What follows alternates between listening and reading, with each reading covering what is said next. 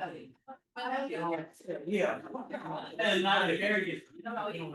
hello, and welcome, fellow witches and others here for our Halloween, day before Halloween, Hallow Eve. No, it's not Halloween. It is All Hallows Eve. Is that? Yeah, it's All Hallows Eve this evening, which we're all very excited for because there's going to be a great party at the Sweeney's house. I'm going to start off the day with Lisa, who's going to come up and lead us in the pledge. Oh, I got it. Please join me. I pledge allegiance to the flag of the United States of America and to the republic for which it stands, one nation, under God, indivisible, with liberty and justice for all. And now the four-way test of the things we think, say, or do. Number one, is it the truth? Two, is it fair to all concerned? Three, will it build goodwill and better friendships? Four, will it be beneficial to all concerned? Thank you. And is Cindy here today? I don't see Cindy. Cindy's not inspirational. Oh, Gabby's gonna do it? Okay, well, I didn't get the message, but you look inspirational, so come on up, girl. I could be Cindy. Okay, I know this kind of rudes the look, but just for a moment, I forgot my large print inspiration at home. I'm going to share a reading that I was inspiring to me this week when I read it. Talking about perspective, which we all know from Wicked that perspective is important. And this is about when we have opinions about other people and we think that they should do things a certain way. And I know sometimes that happens in my house more than either one of us would like. And sometimes it's good to step back and remember. I'm not an insensitive person, but at times I've justified insensitive behavior by claiming to be right. I can respect another's right to make his or her own choices, even when I strongly disagree. My relationships will either improve and will improve if I can love myself enough to let other people be themselves. Lord, when we are wrong, make us willing to change, and we are right, make us easy to live with. Very well said. Okay, rumor has it we have no 450 cards, so that's awesome. That means that we have what we need to work on. Thank you. I see lots of food brought in here. I think all of us know food disparities coming up here soon are going to be double what they have been. So anything you can give. I did talk with Patrice yesterday because one of the things, and if you read our navigator, it talks about us bringing in food and in the Fork Project. And I know Debbie is involved in the Fork Project, which I didn't know what the difference was. And so she just kind of said the Fork Project is where they collect food to go to students over the holidays. So they are in the process of putting together 300 bags that are distributed to students within the 2 school districts of Josephine County. What they're looking for in that case is actually business sponsors. So what they're really doing, they had sponsorship, I guess, from All Care, and then this last year they backed out. So they're looking for business sponsors. So if you know of any businesses that you want to help out, the fourth F-O-R-K, and it's in our navigator. So if you know some business that would like to donate to that project, that would be great. But I did check with Patrice and she wants us to keep doing what we're doing back here as well. Because she says this is the food that will feed them through all the time, not just the holidays and the kids. So we got 2 things going on. If you know a business that wants to sponsor holiday food for kids, that's one thing to do. That actually is run by the Redwood Foundation. So Kate Dwyer would be the one to contact me. It's in the navigator. And then one other thing that Kate is encouraging is we always have that free turkey giveaway. If you spend so much money at either Fred Meyer or Winco, you get a free turkey. Well, not everybody needs a free turkey or wants the free turkey. But if you take your free turkey with the receipt that you bought it that day and bring it out to the food bank, they can use it. So if you have the money and you spend enough money to get a free turkey, even if you don't need it, take it, bring it up to food bank with a receipt. If it was bought that day, they can take it. So just information for you there. I know we have a couple of other announcements, so come on up. Hi, I'm Bruce Murray. I was on food. Many of us are helping Mint serve outreach to about 100 people every Thursday. This is the first time I'm aware of that today we did not have enough food for everybody. First time. We were using 4 or 5 large casseroles and maybe 150 quesadillas. 7 casseroles were used today and went through all of them. Yes? We ran out of food last Thursday too. Last Thursday too, so 2 weeks, and it's gonna get worse. Yeah. So if anybody wants to help us cook, it's not difficult. I mean, I could make 90 quesadillas, I could make 300 if I know that they would need that much. I'm gonna appoint Kelly and Tommy as the contact points. For that, I'm just the cook.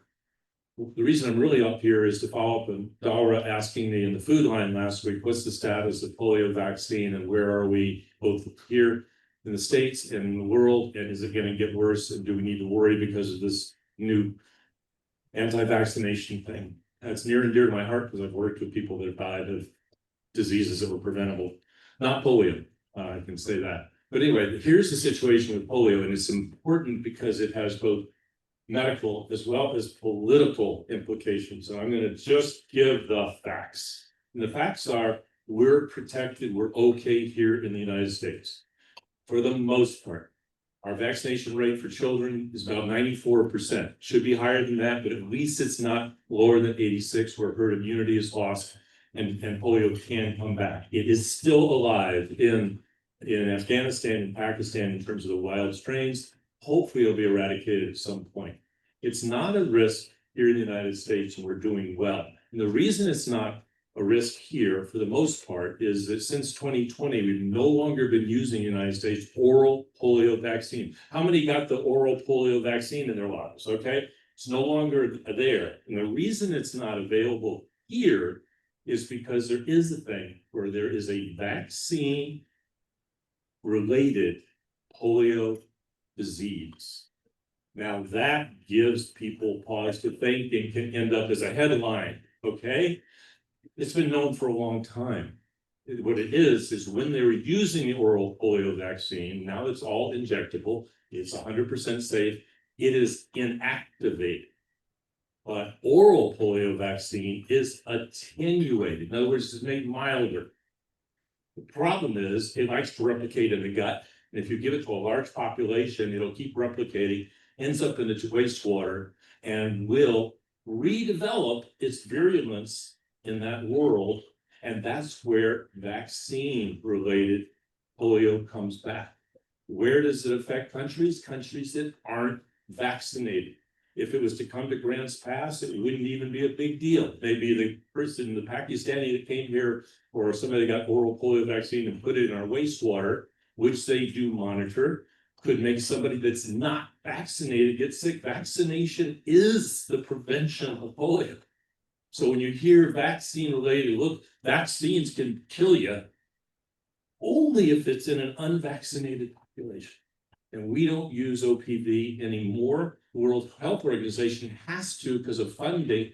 It's cheap, it's easy to take, they can give it, we have volunteers from Rotary that delivered it in West Africa.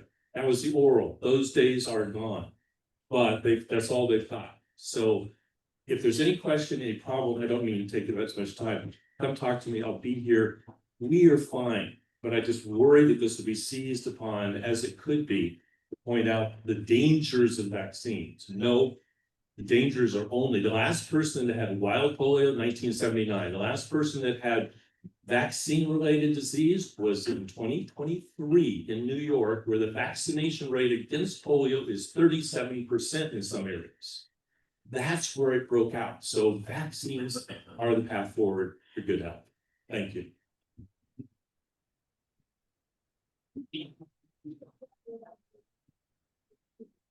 Thank you, Dr. Bruce. I want to thank all of you because last week you all signed up to help out at the meetings except for I have one opening for November 20th for, what's this, Sergeant at Arms. So if anybody would like to, who said that? Yay, okay, and, I will send out reminders ahead of time, so. Thank you. And we did get a reminder from Jeannie the other day, I got it, about Operation Joy starting up. So if you have Christmas cards and you're kind of hanging out in the evening, you can just sit there and write some little positive notes and put them in the Christmas cards and start collecting and bringing them into Jeannie. And then they go to the local nursing homes, which is a wonderful project. So that has started up. On the tables, I put something out for committee work this week. I am the chairman of the vocational, I'm the vocational committee, and so I've been working a lot with businesses. We officially joined a Chamber of Commerce. I'm gonna go down there after the meeting today and see. So I really want to promote that there are a lot of people out there that aren't Rotarians that are doing very good things. And vocations are basically what you do as a profession. And I would like to recognize, this is something that was done before in Rotary and then it kind of went away, but I'd like to bring it back because I know that there's lots of good people in our community that are vocations, teachers, policemen, auto people, whatever. Just find somebody who does well at their profession and is also making a difference in other people's lives. So follows the four-way test. So I would like to get some nominations in the month of November. I will send it out after Halloween's over, just a reminder, and put the application form in an email as well. But I want you to look at it and I want you to think about who you know out in the world who's still out there working very hard and is also contributing to our community. So that's what I have put on the table. It's the non-Rotarian vocational nomination, and basically a non-Rotarian, which of course our ultimate goal is to bring them into the Rotary, lives to the ideals of our four-way test, is outstanding in their vocational work and active in the community. So be thinking about that. And in November, we will collect applications and then we'll put it together a little subcommittee. In January is vocation month. So that's when we'll actually award it and talk about it. So that's out there. And without further ado, I'm going to move on over to our Kelly Moody, who I will tell you, I stopped by Lincoln this morning and all those little goblins were all dressed up and having parties because they don't have school tomorrow, which is a prayer for the teachers, because that's like one of the worst days of the year to try to teach anything because it's just a zoo. So they had a half day of a zoo today. And actually that was very fun to see all those little darlings dressed up in their costumes. That's amazing. It always amazes me when I hear people complain about kids in schools. I tell you, go in, sign up, spend some time in a classroom, and you will just be impressed with what our schools do. So without further ado, I'll welcome our Witcherly, Kelly Moody.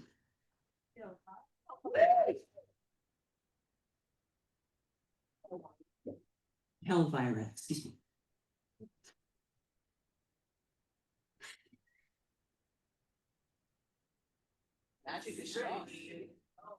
Wow, really? Oh my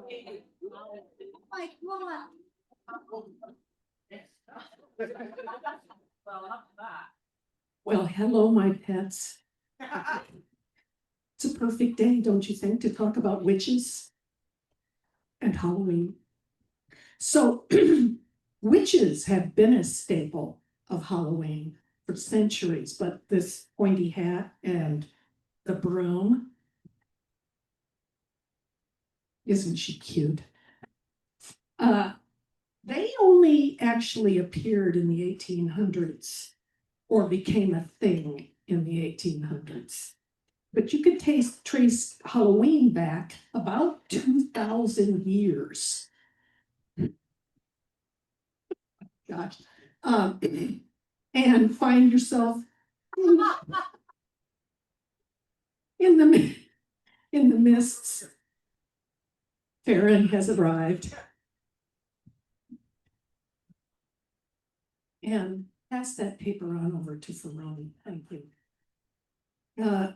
And you'll wait, sir. Pagan Ireland. Let's go back 2,000 years. And it's a time when the ancient festival of Samhain, it's spelled quite differently, but it's pronounced Samhain. Samhain is pronounced Samhain. And it was celebrated to mark the beginning of winter. And it is said that at Halloween, the veil between the world and the other world is at its thinnest, allowing spirits, witches, demons to easily pass between the two, allowing supernatural forces to descend and cause mischief, or possibly harm. To the ancient Celts, people were transformed into creepy crawlies as a punishment for bad deeds. Those unfortunate enough to be cursed by black magic were also turned into rats, snakes, bats, spiders, and other lovelies. But it doesn't end there. So let's go to when the Romans enter and take over the British Isles. Well, they tried to take Scotland, but that didn't work. And the Catholics start trying to convert the Celts. What ends up happening is that the two belief systems merge. So you've got the pagans and you've got the Catholics, and the church turned all of the ancient healers that for millennia were looked to for wisdom and also medicine. They turned them into devil worshiping hags. They then spread the belief that witches could turn themselves into cats. And at this point, you should be thinking about your own right now. Do you trust it? I have two at home, and I don't always trust them. Sometimes they look at me with a little side glance. These creatures could then serve other witches and would become what we now call your familiars. Oh, you're familiar with the familiars. Okay. The role of the witch originated from ancient healers, as I just mentioned, particularly wise women that practiced folk medicine using herbs and herbal remedies and natural knowledge to help out their communities. Then the connection is evident in how early witches were actually midwives and herbalists and healers. And they were then demonized by the church's witch trials. Those respected roles of an ancient healer were drastically altered during witch hunts. The practice of healing, especially alleviating the pain of childbirth, was really a no-no for the Catholic Church. It was seen as interfering with the punishment for original sin. Back to that snake again. And where does the witch's broom come in? This is a fun story. Well, in the 1300s, a woman in Ireland was accused of witchcraft. And of course, she confessed under torture. Do you know anybody that wouldn't confess under torture? And I don't know about you, but if I were being tortured, I'd probably confess to whatever they cooked up. Well,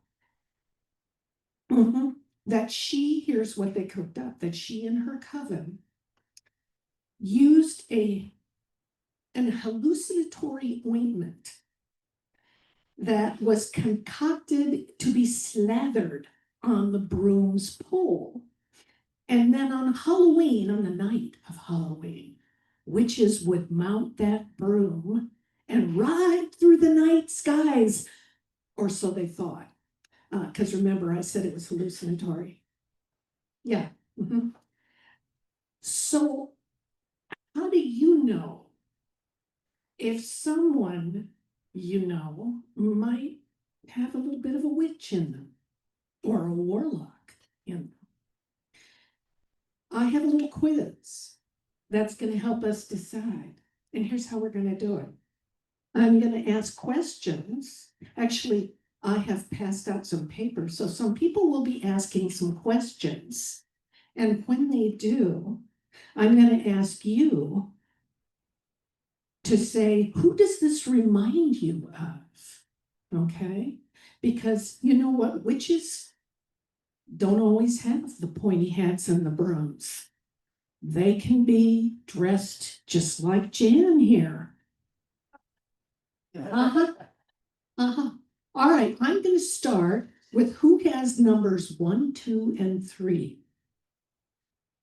So you're going to read these 3. You or someone you know has a cat that seems to understand you better than most humans. Your kitchen is stocked with herbs and spices, and you often concoct special brews for friends. Plants thrive around you, and you talk to them like your best friends. All right, would you please raise, don't be pointing at me, sir. Would you please raise your hand if you could think of someone that meets that quality, those qualities? I do, it's me. We got one for Jenny. I like it that she's brave enough to say it's me. Anybody else? One for Deb. One for Deb, one for Jenny. Anybody else piping in? You said me? How dare you? Or is it dare you? All right, now someone has 4. Moving over to Bruce. Keep this mic like an ice cream cone. You or someone you know has an impressive collection of brooms. Or you're in tune with the moon and feel its magnetic pull, particularly during the full and new moons. Or children and animals are drawn to you. All right, did you hear all of those? Bruce, does this bring to mind anyone? Me, We got Bruce. All right, we've got one vote now for several. Johnny,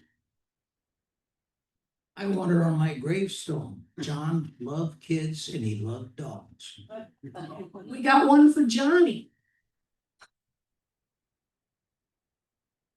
One for Brenda. All right, I've been waiting for Brenda.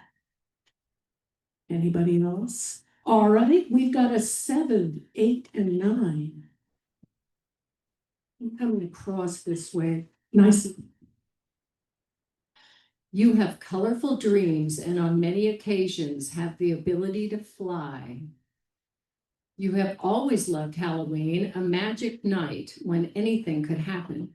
Monsters could be real and magic whispers in the air.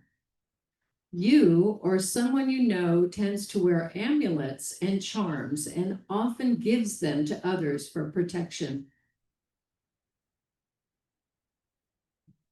I'm going to say that might be Dawn.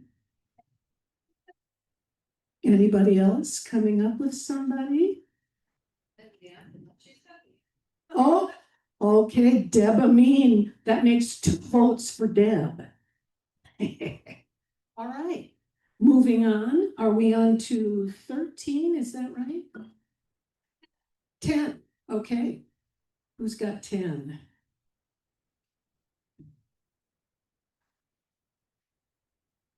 You avoid sunlight like it's a bad date and prefer the nightlife. Number 11, you or someone you know has an engaging laugh that could be mistaken for a cackle. 12, you find yourself casting spells for fun, like making your coffee appear magically in the morning. All right. Here's a cackler right here. We got one for Patty Toronto. Anybody else coming up?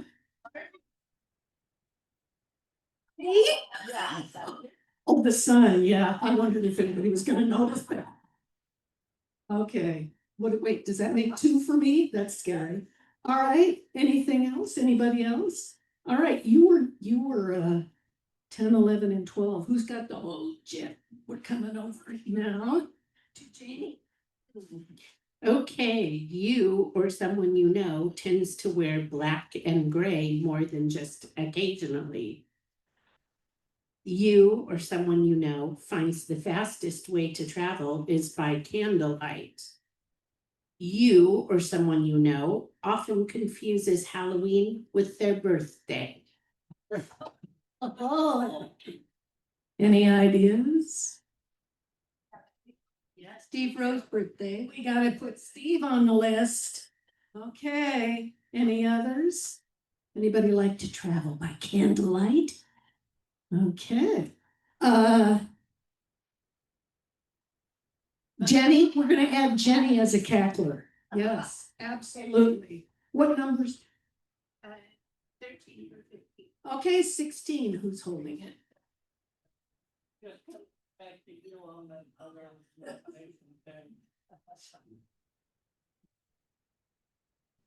Okay, you or someone you know has been heard complaining that Glenda, okay, it's spelled differently. The good witch stole the ruby red slippers that should have been yours. You or someone you know watches a bell, book, and candle all year long. Abracadabra is often mentioned in your food recipes. Oh, that's cool. Anybody have any potions? Magical sayings? Abracadabra. No, none for this one. Okay, moving on. Are we on 19? Very well then. You or someone you know often quotes Macbeth. For example, by pricking my thumbs, something this way comes. Wicked. Edgar Allan Poe's Telltale Heart is one of your favorite bedtime stories for children. You know all the dance moves to Thriller.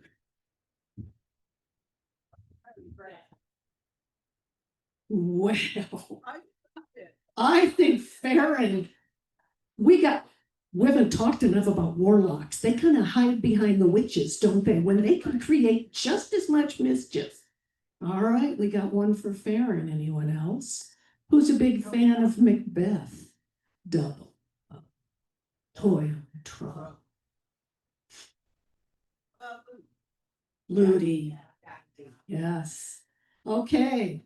And so now some of a witch's favorite lines might be, there's room for two on my broom. And you look like a familiar of mine. And care for a cup of my special brew?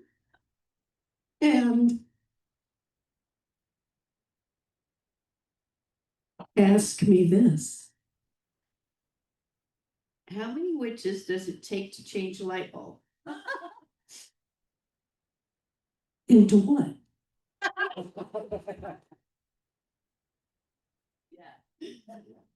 In the 1600s, if a woman said, I was just thinking, you know what a man might say? Witch.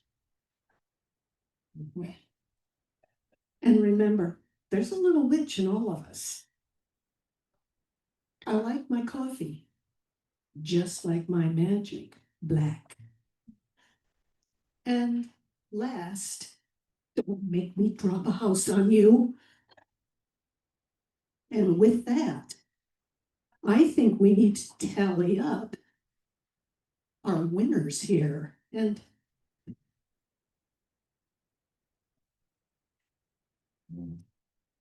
I think. Oh, yeah. Well, we happen to have a glow knife. Everybody needs a glow knife. And I think it has to fit your costume, sir. Yeah. Mhm. But this one is my personal favorite. And it only works for people that understand. Little Shop of Horrors. Feed me, Seymour, and feed me now. And then, of course, we can't have Halloween without. Yeah. I wish you could wear it. And see, now, we don't want Pat to feel like she was left out. You might want to share a few of those bats. Never can have enough bats. And last but not least. Oh, Deb, don't you think this would accessorize you perfectly? And with that, I am turning over my responsibilities to this one of my coven mates. Coven mate, I kind of like that.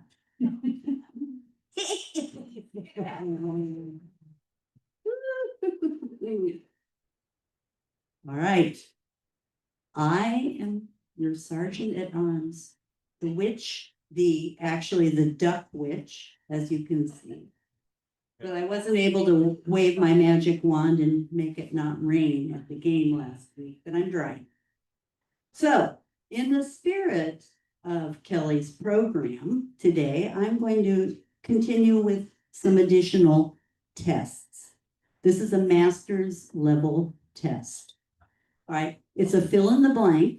All right, I'm going to share with you some old cliches, some old sayings, and some new ones too that might include some reference to a spooky Halloween-like creature.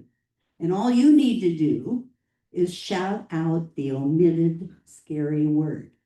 And candy is available, so don't be shy. All right, so number one, if you're betting against someone being successful, you might say, you won't have a blank of a chance. Woohoo! Okay.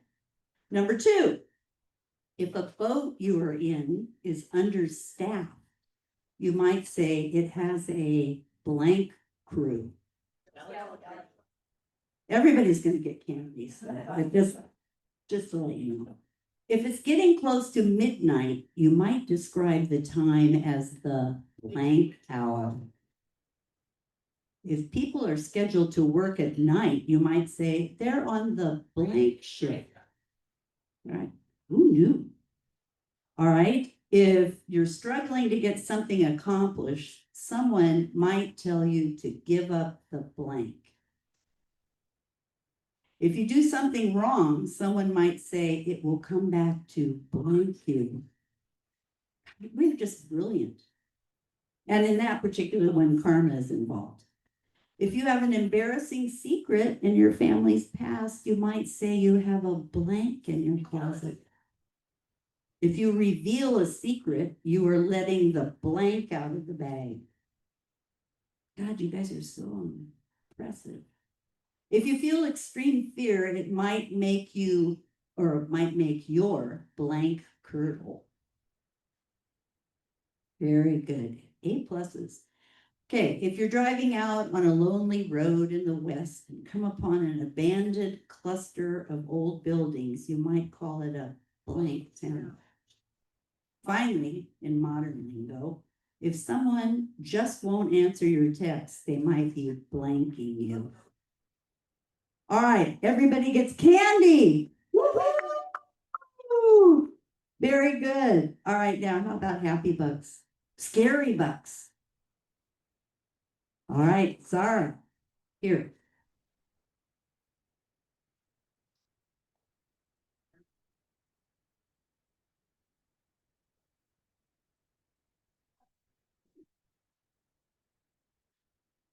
Yes, I have 49 happy ducks because it is our 49th wedding anniversary.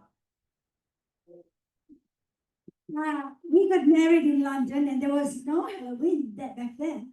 I would not have chosen the date. Yeah, so there. What else? Yeah, so I will, yes, I want to donate this to polio. Because although, I mean, last week when I said that the polio derived, vaccine derived polio, it's really an issue, maybe not in the States, but everywhere else, because this year alone, 149 cases of the vaccine derived polio was found, as I said last time, in Nigeria, 149 cases or 59, I can't remember. And also polio is actually growing wilder in many other countries, like Gaza and Yemen and Chad and so many other places, and it's only going to get worse. So the $49 goes to polio, and what else? I think that's it. Thank you. Wonderful. Okay, more. Congratulations, Zara. I have 49 happy bucks.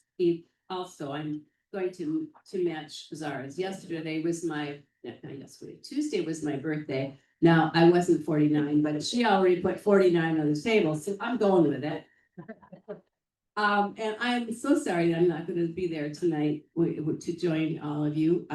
We have a football game under the lights in Bend tonight. It's the last one of the year, and the little football star that we're going to see sent me a text yesterday, and Grandma, can you find me a scalpel and a butcher's apron for my costume? And I went, a scalpel? You know, one of those big things. And I said, you mean a cleaver? Yeah, it's a cleaver. So, and of course, his Uncle Brad, in all of his nonsense in his house, comes up with a glow-in-the-dark cleaver. Who knew? I got a little bit of everything. Oh, there we go. Look at this. Another glow-in-the-dark. More happy bucks. So I have a fun fact, witchy story. I've been going through old photos and ancestry.com stuff. And in the 1600s, one of my ancestresses and her daughter both were recorded as testifying in a witch trial. And all they said was, yes, we heard our neighbor say our other neighbor was a witch. That's all they said. But it was in Maine, Kittery Point, Maine, and so I don't think that the accused was actually burned at the stake. But that's my witch story. Wow, that's for sure. So any more other happy? This isn't a happy buck, but can I please get everybody who's wearing a costume to come up to the front of the room as soon as we're done with Sergeant at Arms so I can get a quick picture? Thank you. Okay, I see John's hand going up over here.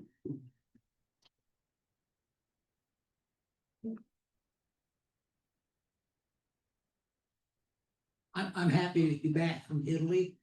And I learned something while I was over there that people on the East Coast oftentimes refer to spaghetti sauce as gravy. You've probably heard that before. I know now why they call it gravy, because most of the pasta I had over there in southern Italy was not with a tomato sauce, but with some form of pesto gravy. Oh my God, that was Hey, over here.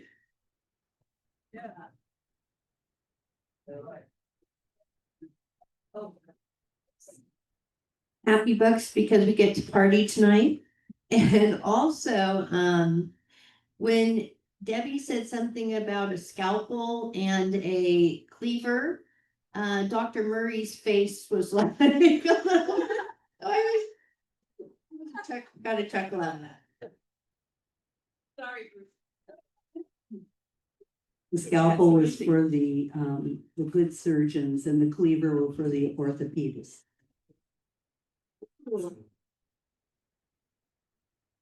So I really related with all of those witch elements that I need to work on my broom collection.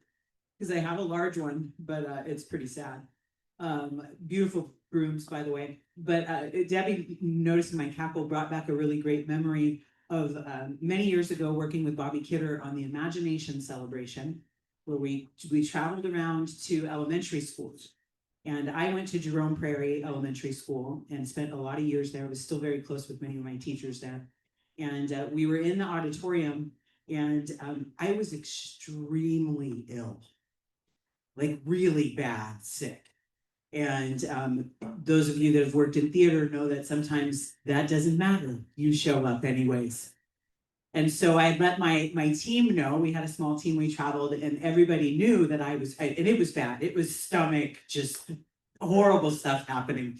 And so I was pretty mellow. And in our Imagination Celebration, we would pass this dowel along the line and you would transform it into something different. And this is my elementary school. These are my people. And I hopped on that little stick and I flew all the way around the gymnasium and I cackled like I'd never cackled before. And I scared the hell out of everyone because I was so subdued and like, I cannot do any of this to just full on performance. And I just remember people jumping next to me and how much fun that was. So.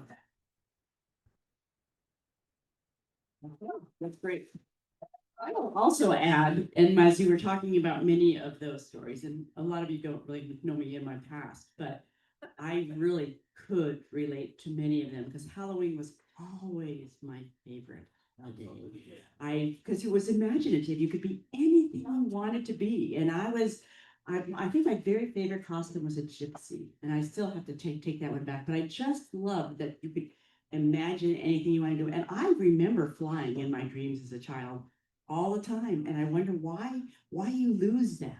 Because I did. I remember flying all the time in my dreams. And that was just something, and I've always had cats and dogs, and they've always found me. I haven't necessarily gone out to those. And as you know, being a school teacher, I am drawn to children, and I can't tell you, just going back into this kindergarten classroom is just like, it's just coming back to me how much that is such a special skill and love to have, is to spend that time with the kids. So like I said, I haven't gotten down my cackle. Working on it. My husband said last night when I told him I was dressing as a witch, he said, well, that's very fitting. So I wasn't quite sure how to take that one, but anyway, so we have a couple minutes, and so something Kelly wants to add, but I just want you to go back and think about what you liked to dress up, and what was your favorite Halloween story? Well, of course, it's my favorite holiday as well, always has been, but why? Because of the kids.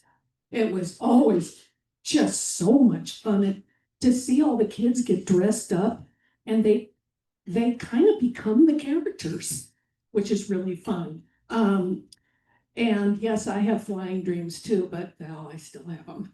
And I also want to just say that I did my first volunteer at Highland on Tuesday, and it's so funny because the teacher that I'm working with, I used to teach with at Lincoln. She has moved to Highland, and her first grade class, she had me work with 4 kids, and they are high in math.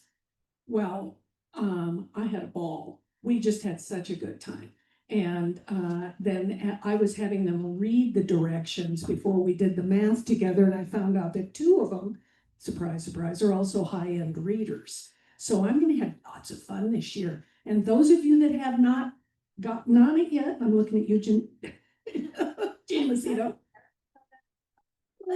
Yep, all right. So for those of you that have not gotten on the literacy train, get on it. It's a lot of fun. And speaking of which, one of the little girls in the classroom today, they were pulling them out to do something and whatever, and one of the little girls is sitting in her costume and they called her name to go out in the hallway and she just said, "That is not my name.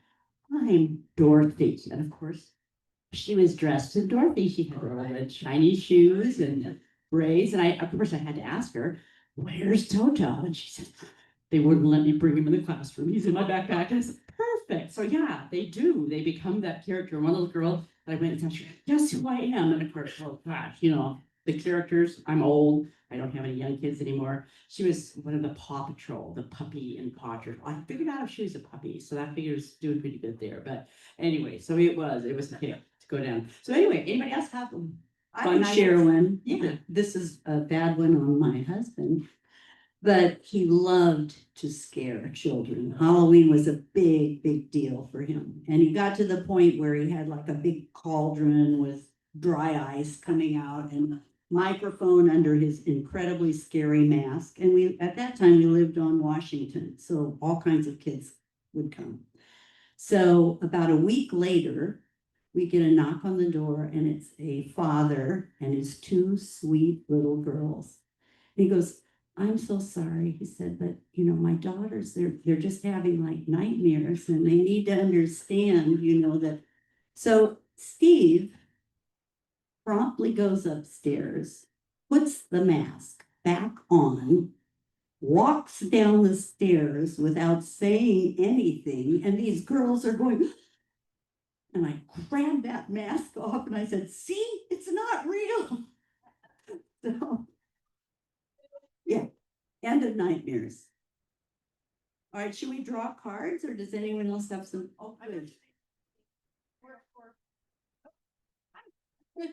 I just wanted to say that I'm proud of Suzanne. She and our club and the Wednesday Club. She was top seller of wreaths.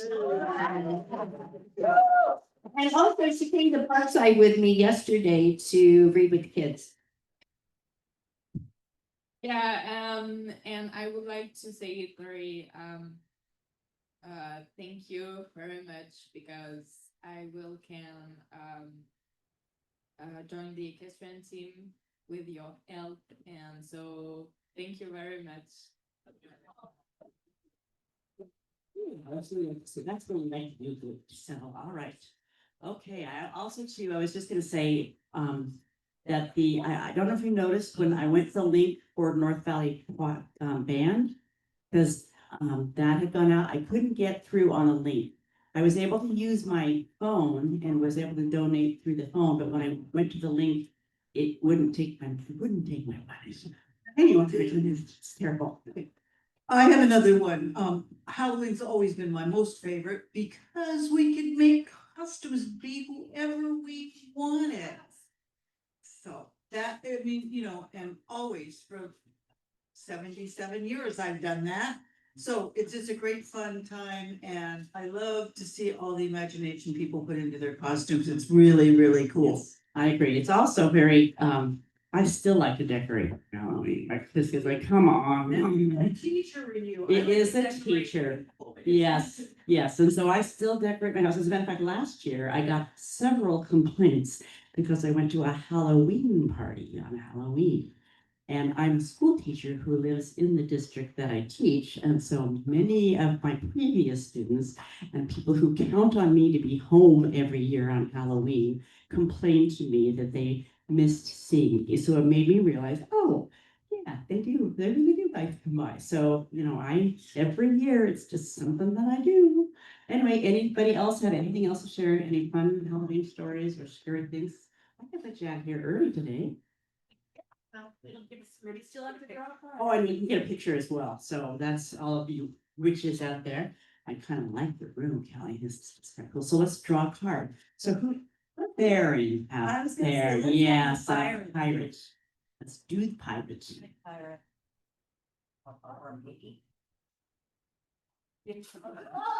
Baron. This one. 5 of clubs. 5 of clubs. Private clubs? No. Oh, yay! Yay! Woo! Well, fly on up here, girl, and get yourself.